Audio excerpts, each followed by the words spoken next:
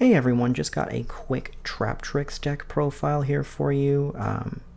Just thought I'd kind of run through some different choices that I'm currently doing, testing for the current POT format, and we'll kind of go from there. Run 3 Mermello, obviously the best one to normal, so you can get a trap hole. Mantis is pretty good, obviously you're able to normal that. Typically you can grab Dionea or even Vesiculo if you want, but that's just definitely one way you can kind of set up a next turn play. 2 Dionea, you don't really want to run 3 just because, if you want to see it, but you don't want to see too many of them, just because if you're going first, you're not going to be able to get its effect to special anything back. And the 1 Vesiculo, this, you can cut it, you can kind of do whatever you want with it. It's nice. It's really not the best extender. It's really not what the deck needed, but out of one of, it's decent enough. 3 Parallel Exceed. Now this card's great. Obviously, if you're going to go into Sarah, you just get this off, and then you get a free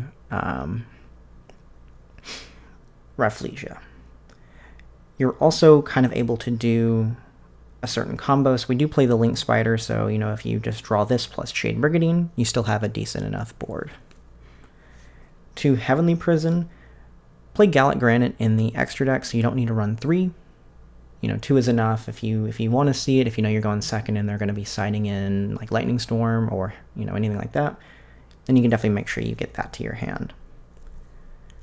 3 Ash, I know that hand traps aren't the most impactful against like Sprite and Tier, but I still think, when you run into, I've been seeing a lot of Math Mag, I've been seeing a lot of like non-Tier or Sprite decks still, so I think it's still worth maining. And then the 3D Shifter, this kills most decks, this really hurts Tier. It inconveniences Sprite enough that you're kind of able to, if you happen to go second, just drop this. And they're going to end on, maybe a Monster Negate. If you're playing the Adventure Engine, maybe an Omni Negate plus a Monster Negate.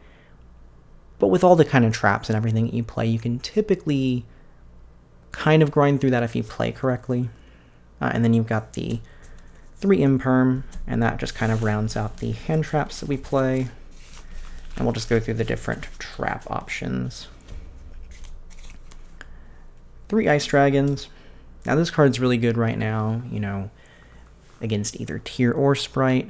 Obviously with Sprite, they're going to have a few negates, so it kind of just depends on how you sequence your cards as far as like how you're going to be able to hit this.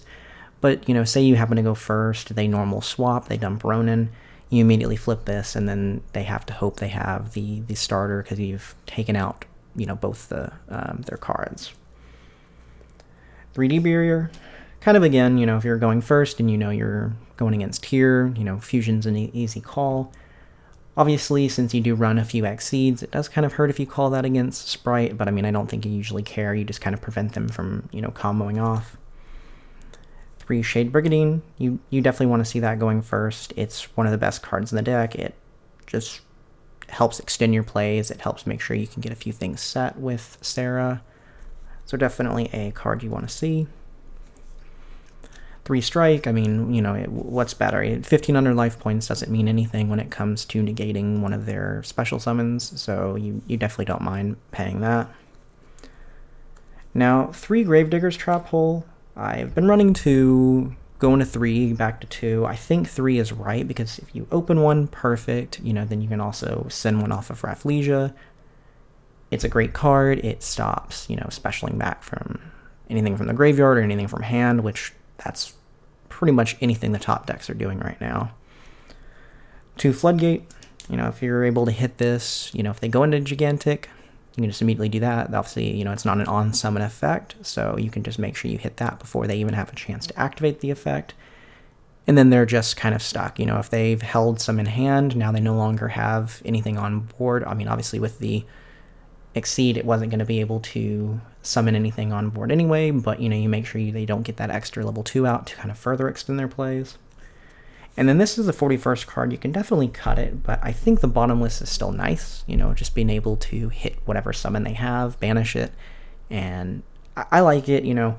I don't think it hurts the deck's consistency too much, so I don't think there's a problem with playing it as a 41st card, but I mean, you can definitely cut it if you think the trap count is too high.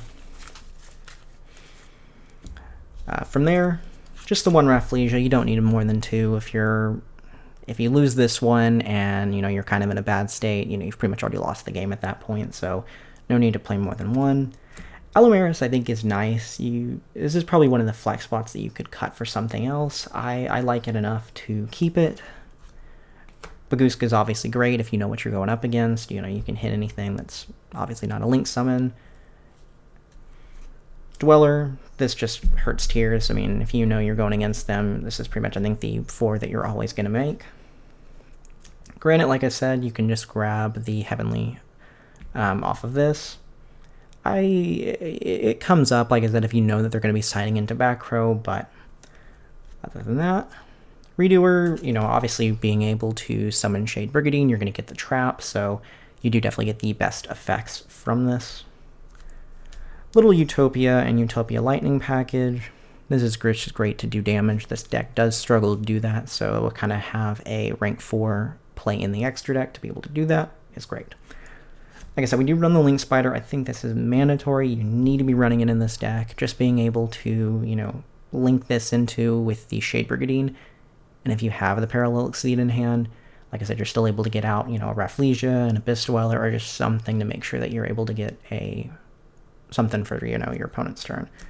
2 Sarah, you don't need more than 2. Like I said, if you're in a grind game and you're needing that 3rd, you kind of already in a bit of a rough spot, so 2 is just fine. 1 Kularia, same kind of thing, you know, 1 is enough. You're not really going into this enough to justify anything more than that, and I mean, you can even cut this. It's good. It does, like, set some traps again, but again, just with the way the meta is, if you're playing too many turns, that's kind of that's not a good thing right now, so you definitely want to be finishing games.